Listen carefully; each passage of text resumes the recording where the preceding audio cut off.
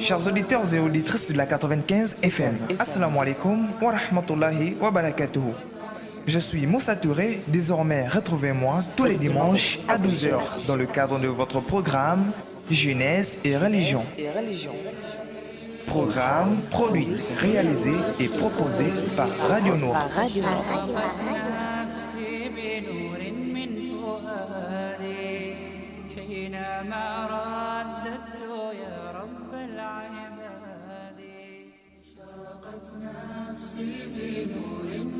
Chers auditeurs et auditrices de la 95 FM, Assalamu alaikum wa rahmatullahi wa barakatuhu.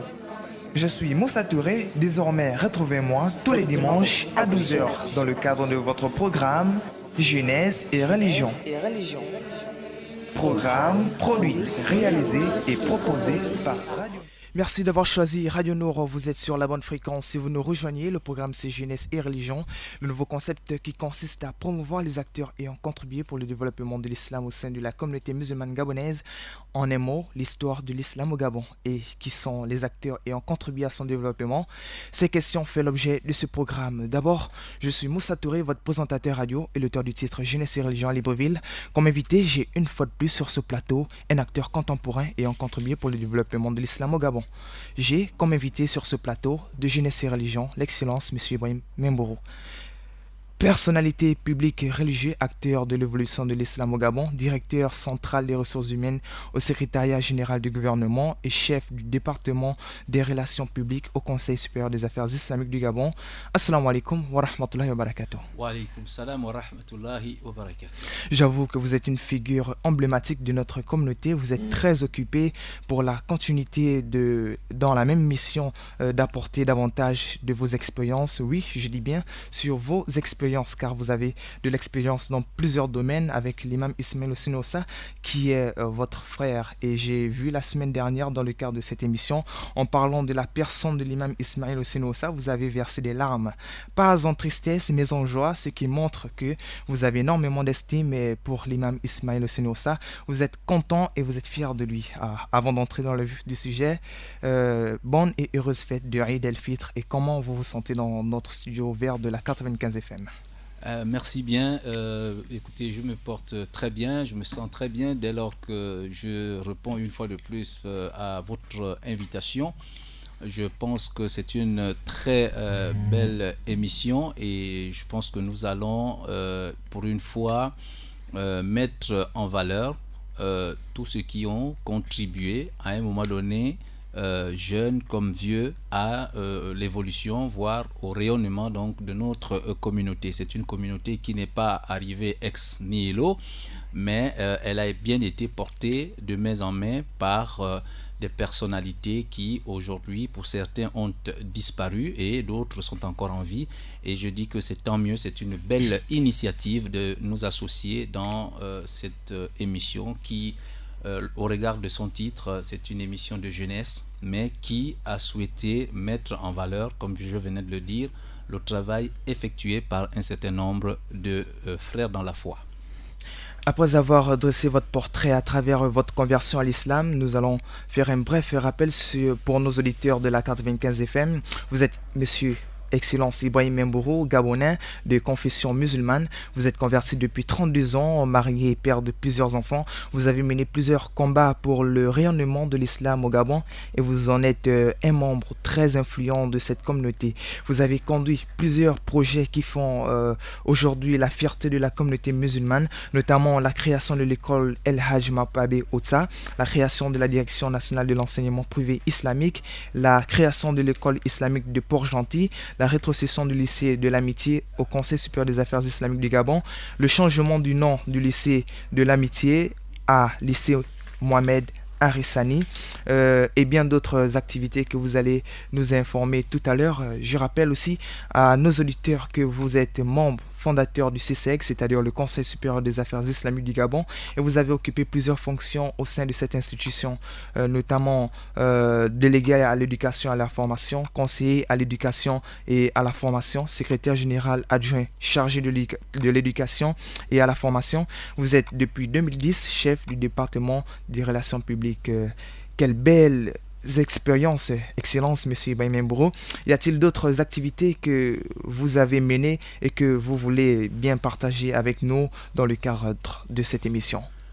Bien, il y a plusieurs autres activités, bien sûr. Les activités, vous savez, j'ai une déformation, c'est celle d'avoir effectué mon service militaire, ce qui fait en sorte que je suis quelqu'un qui bouge beaucoup. Et si on ne m'arrête pas un moment, j'ai toujours tendance à vouloir foncer. Je crois que c'est une déformation professionnelle que j'ai eue lors de ma formation militaire. Mais qu'à cela ne tienne, effectivement, je suis aussi... je fus président du comité de gestion de la mosquée Aboubakr Bikanks pendant plus de 10 ans, donc à l'Alala échangeur. Oui.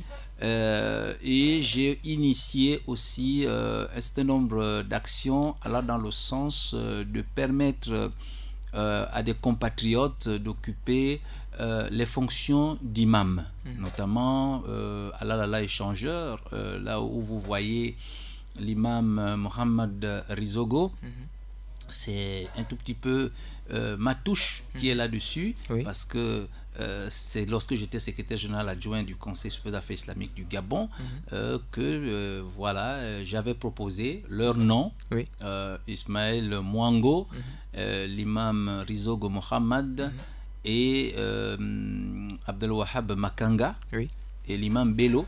Je les avais donc proposés aux fonctions d'imam à la mosquée de l'Allah échangeur. Nous avions aussi proposé à un moment donné, là, l'imam d'Imbena, mais qui aujourd'hui est en froid avec l'institution en charge de la gestion et de la régulation de l'islam, mais il a occupé ses fonctions. Nous avons aussi proposé l'imam Rachid Badinga, grand imam de la province de l'Ogooué-Maritime à Port-Gentil. Et bien d'autres compatriotes qui ont accepté à cette époque où il n'y avait même pas un seul musulman gabonais qui occupait ces fonctions. Nous avons fait la promotion des musulmans gabonais dans ce travail aussi difficile mais aussi exaltant d'imam dans une mosquée.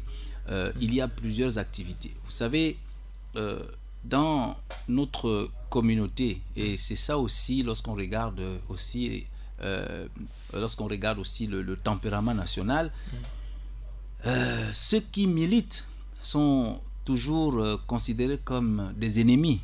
Mais vous savez, et on dit toujours, mais pourquoi il veut parler de lui-même? Pourquoi il a tendance à vouloir faire la démonstration que c'est lui qui a fait ceci ou cela? Mais ce genre de propos relève soit de l'ignorance, soit de la jalousie, tout simplement. Parce que lorsqu'on regarde les parlementaires occidentaux, vous voyez bien qu'à côté de tout cela, lorsqu'ils proposent une loi, ils vont plus loin. La loi porte son nom. Vous avez des tels que la loi Juppé, la loi Balladur, les lois portent les noms de ceux qui les initient, de ceux qui les portent, ceux qui les défendent auprès des autres parlementaires. Pourquoi ne pas défendre nos propres projets? Moi, j'arrive ici, je suis très heureux lorsque vous m'invitez pour parler de ma personnalité. Vous voyez, et je profite toujours de mettre en avant l'institution qui m'a permis donc de pouvoir mettre en valeur ces activités. Mais cela suscite toujours de la haine, de la jalousie, et puis, écoutez, parfois l'étonnement à tort de certains coreligionnaires qui, pour eux, ils estiment qu'on ne devrait pas en parler, et donc c'est quand même assez difficile. Mais qu'à cela ne tienne, tant mieux pour nous. Nous sommes là pour rappeler ce que nous avons œuvré, parce que lorsque vous êtes compétent dans un domaine, vous n'attendez pas que l'on vous donne des orientations. Une fois, vous n'attendez pas qu'on vous donne des ordres pour le faire. Une fois que les orientations sont déjà fixées, le canevas est fixé, il vous appartient de déployer sur le terrain, de mettre en lumière ce pourquoi vous avez été choisi dans un poste. Voilà. Alors, Ramadan vient à peine de partir. Nous avons fêté il y a 2 jours aujourd'hui. Alhamdulillah. Alors, quelle est la vision du Conseil supérieur des affaires islamiques du Gabon au sortir de cette période de Ramadan? Combien de fidèles compte la religion aujourd'hui au Gabon? Ben, écoutez, là, vous me prenez de court et vous me prenez dans le cadre de mes activités. Qu'à cela ne tienne, il est toujours bien de le rappeler. Ramadan vient de partir effectivement. Vous avez suivi la communication du président du Conseil supérieur des affaires islamiques du Gabon, donc qui reflète l'état, la température donc, du Conseil supérieur des affaires islamiques du Gabon. Le Conseil se porte bien dès lors qu'il n'y a pas, il n'y a rien qui vient mettre en mal son fonctionnement. Donc je ne peux que dire que le Conseil fonctionne très bien. Nous avons passé un mois du jeûne du Ramadan, nous l'avons observé ce mois. Et ce mois, il n'y a pas eu de problème. Tout s'est passé très bien, dans le calme. Nous avons eu, comme d'habitude, l'arrivée d'un certain nombre de coopérants qui nous ont aidés à mener à bien ce mois, grâce à leurs prières, grâce à leurs prêches, grâce à tout ce qu'ils ont eu à mener comme activité pour permettre que ce mois soit un mois qui apporte encore plus de contributions, plus d'amélioration dans la compréhension de l'islam, la compréhension du Coran et des hadiths du prophète Mohammed sallallahu alayhi wa sallam. Maintenant, combien de musulmans comptons-nous? Vous savez que notre communauté est une communauté qui compte plusieurs types de musulmans. Il y a les nationaux, et il y a aussi ceux qui ont accepté de venir vivre librement dans notre pays. Alors lorsqu'on fait le point de tout cela, on est quand même assez nombreux. Je ne voudrais pas m'avancer à donner ici des chiffres, mais je dis quand même, en ce qui concerne donc notre communauté, nous sommes suffisamment nombreux.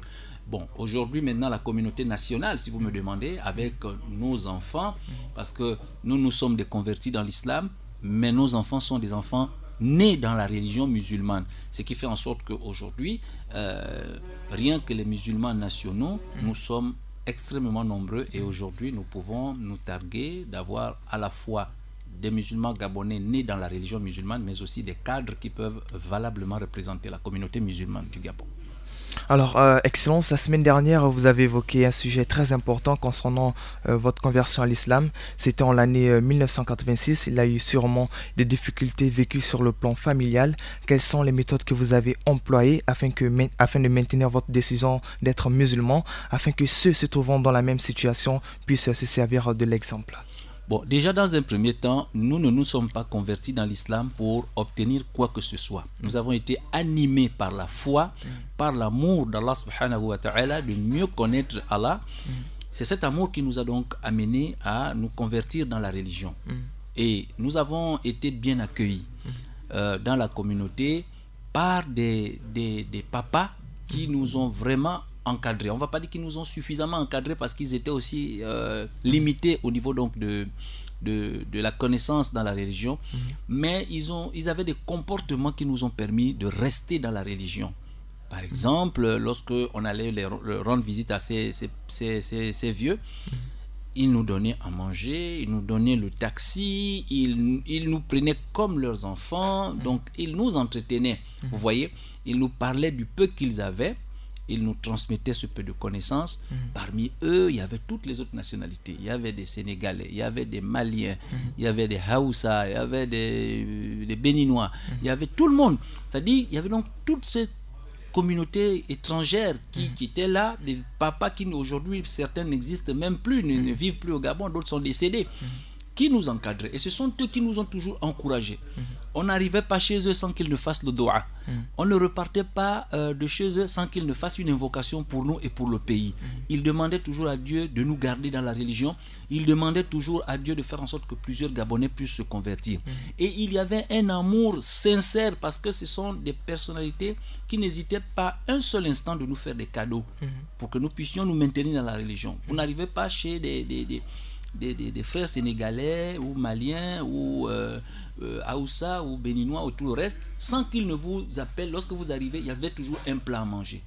C'est-à-dire que c'est cette chaleur humaine qui existait. Aujourd'hui, cette chaleur humaine n'existe plus. On est dans le chacun pour soi dans l'islam actuellement. Ce qui fait en sorte que même si quelqu'un se convertit aujourd'hui, il ne retrouve pas cette chaleur humaine. Vous voyez que nous avons connu cette chaleur religieuse que nous avons connue à un certain moment et que parfois lorsque vous regardez dans les autres communautés religieuses, cette chaleur-là existe. Mais dans notre communauté, cette chaleur-là, on ne la retrouve plus. Donc c'est cette chaleur déjà qui nous a permis à nous de continuer à rendre visite aux autres musulmans et faire en sorte que nous puissions acquérir un certain nombre d'expériences. Maintenant, chaque fois que nous retournons chez nous, nous appelons nos parents. Voilà, nous rappelons à nos parents que voilà, l'islam, vous savez, lorsque un oiseau commence à avoir des ailes, lorsque l'oiseau est en cage, il fait beaucoup de bruit parce qu'il veut commencer à prendre son envol. Et c'était notre cas. Nous avons commencé à parler un peu n'importe comment, mais toujours en tirant des exemples dans le Coran, en tirant des exemples dans la tradition du prophète Mohammed sallallahu alayhi wa sallam. C'est vrai que nous n'étions pas suffisamment outillés, mais le peu qu'on avait déjà, qu'on glanait ça et là, on pouvait déjà essayer d'expliquer à nos parents les réalités de l'islam. Et certains n'avaient jamais lu le Coran. Lorsqu'ils ont trouvé Joseph dans le Coran, Marie dans le Coran, Jésus dans le Coran, et ils étaient un peu surpris. Donc ça attisait leur étonnement, leur curiosité, afin qu'ils sachent réellement quel est ce livre qui parle de Jésus, de Marie, de Moïse, de Joseph et bien d'autres, d'Ibrahim dans le Coran, parce que nos parents n'ont connu que la Bible, et ce n'est que dans la Bible qu'ils ont connu tous ces noms-là. Mais les voir maintenant dans le Coran, c'était quand même un peu étonnant pour eux, donc ça attisait leur curiosité, et petit à petit, nous avons réussi à gagner leur cœur pour leur expliquer. Certains se sont convertis, d'autres ne se sont pas convertis, mais dans ma famille, j'ai une bonne majorité de mes frères, de mes sœurs, qui se sont tous convertis dans l'islam, ce qui est le cas de mes épouses, ce qui est le cas de mes enfants, qui sont tous nés dans la religion musulmane. Alors, Excellence, comment êtes-vous arrivé dans la mission de convertir aussi de monde dans votre famille et au sein de votre belle famille? Bon, écoutez, c'était simple. Je veux dire qu'il y a eu des circonstances qui m'ont permis de pouvoir influencer positivement ma famille. Très tôt, dès que je me suis converti, je me suis engagé déjà dans les mouvements associatifs, dans les groupes, les regroupements avec un certain nombre de frères. Donc, j'étais déjà un peu en vue. Ma famille commençait à me voir dans les médias, à la radio, dans les journaux. Ils ont commencé à se poser un certain nombre de questions en se disant, tiens, mais donc à partir de cette religion, on peut donc voir des gens, vous savez, il suffit seulement qu'on vous entende parler à la radio, les gens sont influencés. Et quand vous voit à la télévision de passage comme ça, on dit, ah, ça y est, il est devenu un grand, et tout le reste. Et donc ça commence à motiver, à influencer. Et vous savez, lorsqu'on est jeune, lorsqu'on est motivé, lorsqu'on se met devant, on prend le leadership.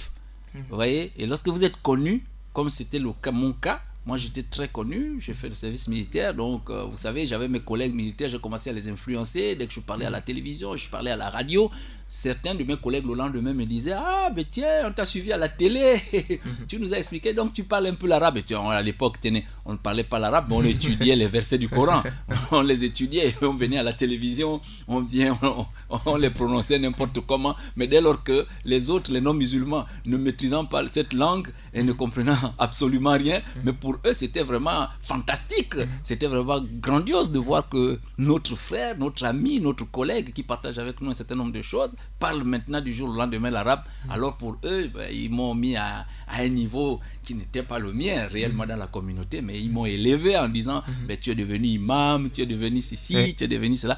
Et petit à petit, ça intéressait les autres, ce qui fait qu'en tant que collègue, certains restaient à la télévision branchée, d'autres à la radio pour m'écouter.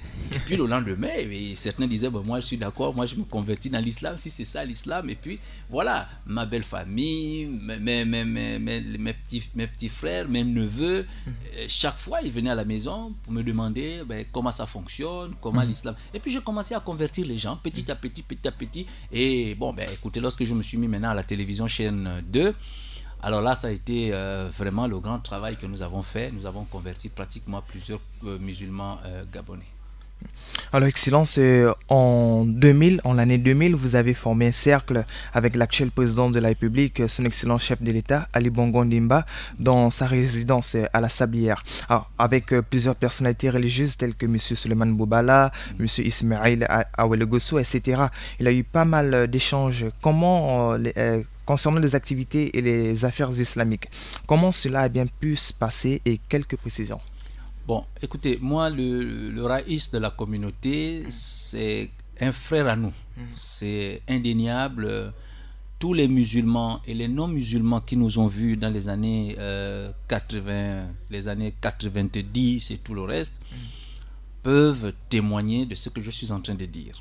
C'est quelqu'un qui a le raïs de la communauté a toujours été proche des musulmans du Gabon, aussi jeunes que nous étions.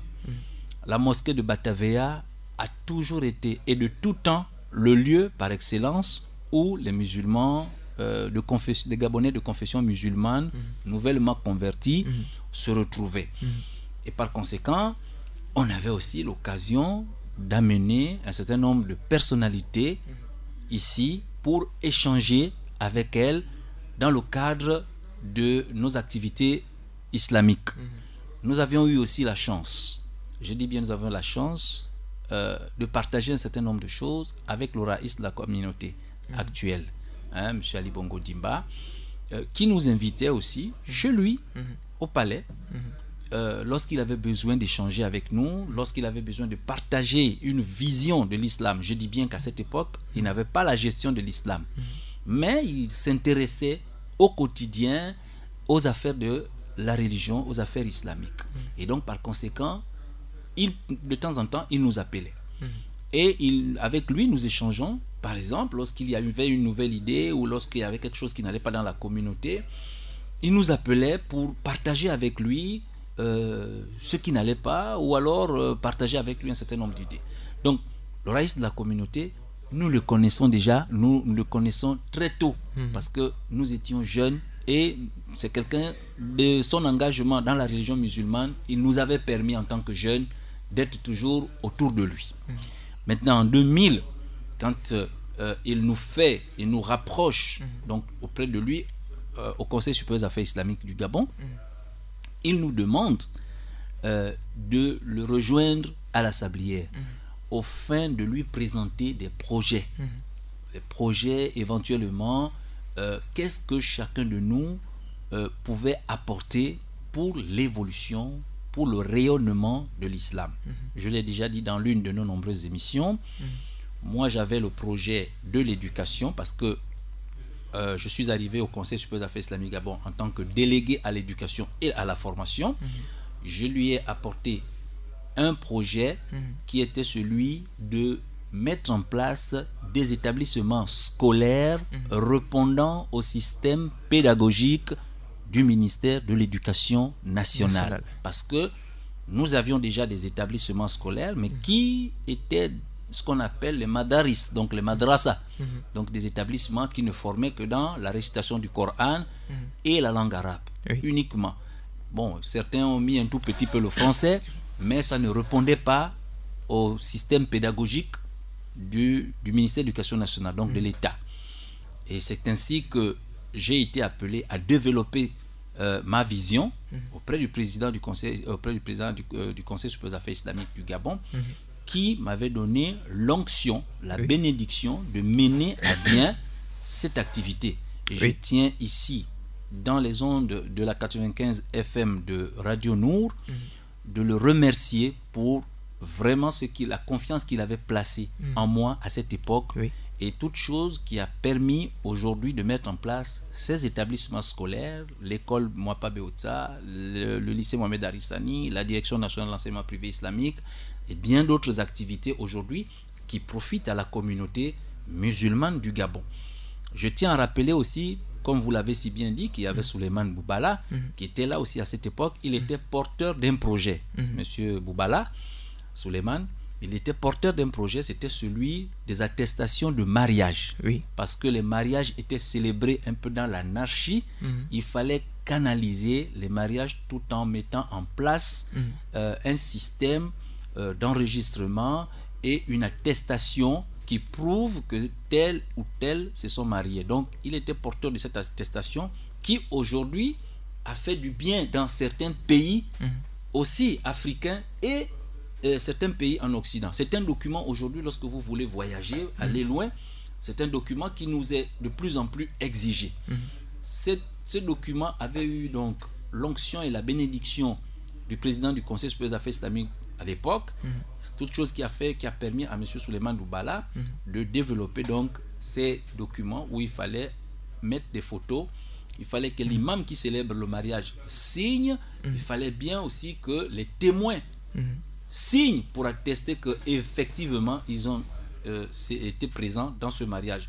Et ce document, une fois signé, était photocopié et il y avait un chrono qui gardait bien tous ces mariages qui étaient effectués. Donc, c'est à la Sablière que nous avons proposé tout cela. Le frère Ismaël Awelogoso était chargé des relations intérieures et donc il était chargé de la mise en place d'un programme lié à la reconnaissance de nos imams. Donc les imams, le comité cimetière, le comité de ulama et bien d'autres activités qu'il gérait au quotidien. Et c'est ce programme aussi qu'il avait porté à l'endroit donc, du président du Conseil supérieur des affaires islamiques Gabon. Toute chose aujourd'hui qui a fait en sorte que nous soyons petit à petit respectés dans notre communauté. Je tiens à dire que si nous ne portons pas ces projets, c'est-à-dire lorsque vous arrivez dans une organisation, dans une association, si vous n'êtes pas porteur d'un projet, vous ne participez pas au rayonnement de la communauté musulmane. Vous ne participez pas. On va me dire que c'est vrai. Certains me disent que je parle beaucoup de l'imam Ismaël, mais c'est l'homme que je connais le mieux pour avoir été avec lui.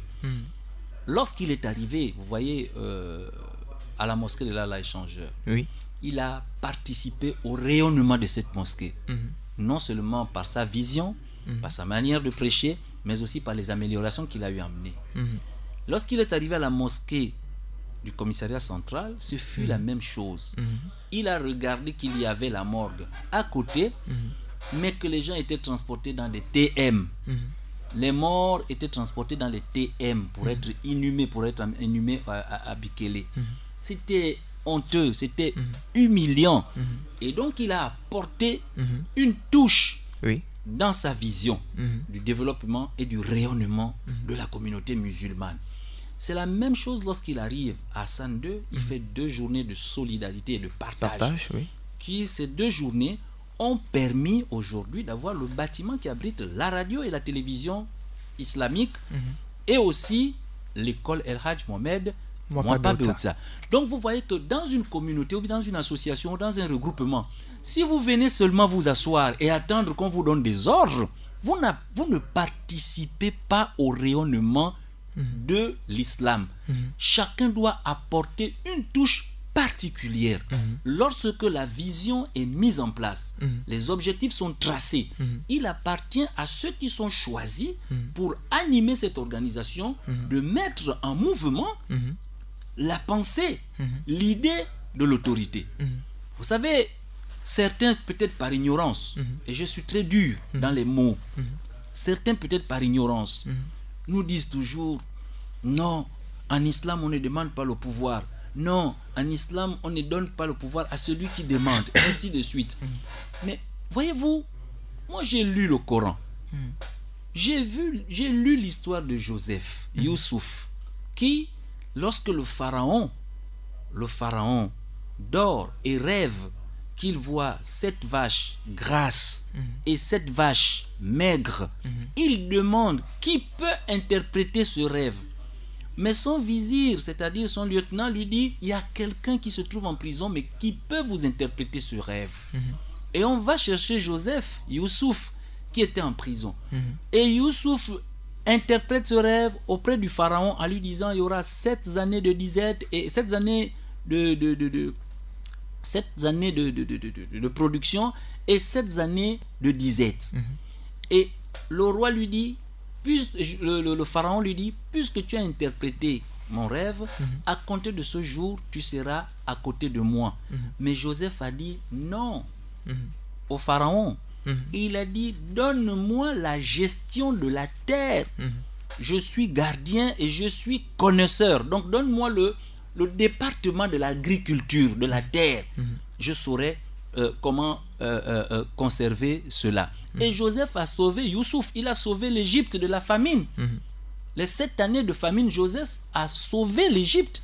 Et tous les territoires environnants venaient se servir en Égypte. Parce qu'il y avait la disette qui a sévi, comme il l'a expliqué dans le rêve. Alors, moi j'ai remarqué, pour le regretter vraiment, dans notre communauté, il y a des hommes déterminés, motivés. Mais ces gens sont parfois toujours mis à l'écart, alors qu'ils peuvent apporter, au motif que non, il faut qu'on mette à la tête des hommes sages, mais la sagesse, il y a des poltrons, il y a des lâches qui font de leur incapacité, de leur lâcheté, de leur qui font de cela une espèce de sagesse.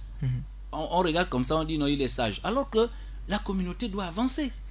Il faut que nous avancions, on doit avancer. Nous avons aujourd'hui des médias de masse comme la radio, des médias de masse comme la télévision. Aujourd'hui, de plus en plus, grâce au management du président du Conseil supérieur des affaires islamiques du Gabon actuel, nous avons des établissements qui vont voir le jour. Mais il va falloir que nous puissions faire mieux. L'objectif dans la vie, ce n'est pas de croiser les bras, c'est aussi d'avancer, comme on le voit dans certains pays africains, dans certains pays occidentaux, ainsi de suite. Tout à l'heure, moi, je vous ai parlé, en Europe, au Parlement, celui qui est porteur d'une loi, la loi porte son nom. Vous avez des lois Balladur, vous avez des lois Juppé, mais personne ne s'émeut de dire « Ah, mais pourquoi il a mis son nom sur telle loi ?» Non, mais pourquoi nous en Afrique, lorsque je viens par exemple ici à la radio pour dire « J'ai fait ceci » ou bien « J'ai contribué à cela » ou grâce au président du Conseil supérieur des affaires islamiques du Gabon qui m'a donné l'opportunité de mettre en lumière, en exergue un certain nombre de projets, pourquoi lorsque je viens ici à la radio et je fais état de cela, cela peut susciter des étonnements, susciter la haine et la jalousie d'un certain nombre de personnes. C'est quand même malheureux, c'est quand même étonnant. Donc nous disons que de plus en plus, nous en tant que leaders, en tant que managers, en tant qu'hommes porteurs de projets, docteurs parfois des idées, nous disons que nous avons la possibilité de mener à bien un certain nombre de projets et surtout moi avec ma déformation militaire, je suis, tant que je ne mène pas à bien un projet, tant que je n'apporte pas les solutions ou alors je ne porte pas à son terme un projet qui me donnait, je sens que je n'ai pas mené à bien ma mission et que ma mission est un échec. Raison pour laquelle lorsque je m'y mets, je vais jusqu'à la victoire, jusqu'à des résultats probants. Voilà, Excellence, Monsieur Ibrahim Memboro. Alors, en 2000, lors de l'assise avec l'actuel président de la République, son excellent chef de l'État. Alors, pensez-vous que ceux présents avec vous mettent en exergue leurs propositions faites en cette année? Bon, écoutez, moi je pense que nous avons suffisamment avancé. Hein. Nous avons suffisamment avancé et je pense que le Conseil supérieur des affaires islamiques du Gabon est l'organe qui a vécu, qui a vraiment mis du temps, on va le dire comme ça, parce que petit à petit, les responsables, ceux qui sont mis à la tête de cette structure, ont à cœur de toujours avancer dans le sens qui a été fixé. Aujourd'hui, nous avons un certain nombre de réalisations, je venais de les citer tout à l'heure. Je pense que en tant qu'ancien de cette institution, je pense que je suis bien placé pour dire que oui, effectivement, il y a des manquements, c'est vrai, mais les réalisations sont nombreuses. Elles viennent vraiment lentement, c'est vrai, mais elles viennent à point. Ces réalisations viennent à point nommé. Aujourd'hui, pour ne citer que la radio et la télévision, le bâtiment qui abrite l'école, pour ne citer que l'amélioration de notre morgue et de nos corbillards, pour citer les écoles et les établissements, les lycées que nous sommes en train de construire, le tour du Gabon, la mise en place d'un nouveau bureau du Conseil supérieur des affaires islamiques du Gabon depuis l'arrivée de l'imam Ismaël Hosseini, je pense qu'il y a beaucoup de choses qui évoluent. Ça va tout doucement, mais nous avons beaucoup évolué et les choses aussi vont certainement encore s'accélérer, certainement avec l'arrivée de toute cette jeunesse cette jeunesse qui va certainement nous apporter leur dynamisme, mais qui a besoin aussi des conseils des aînés pour mener à bien un certain nombre d'activités. Alors, concernant les attestations de mariage, c'est-à-dire le projet de M.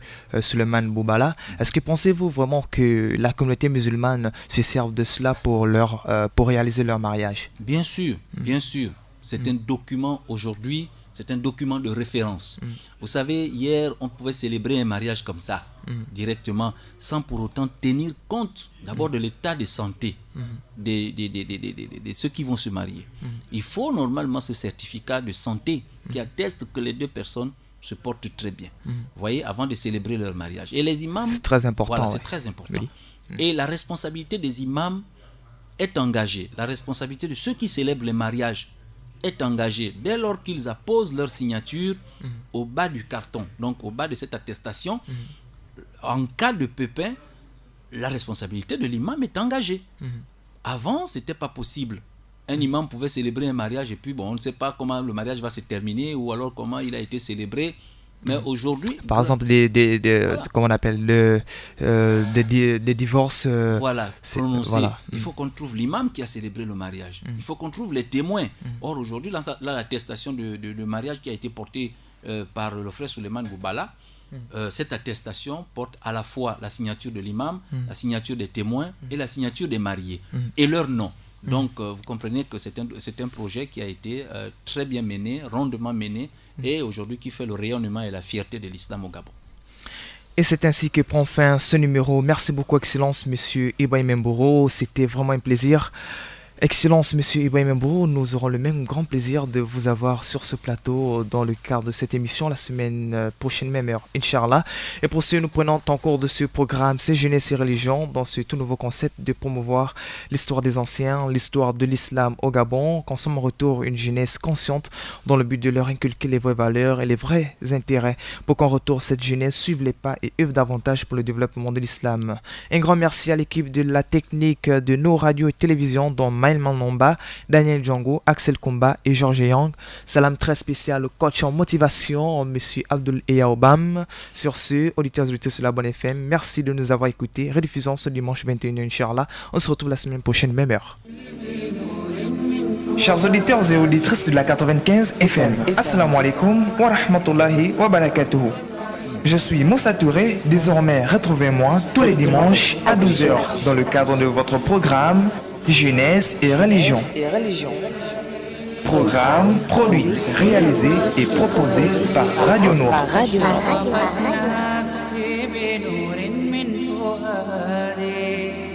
حينما رددت يا رب العباد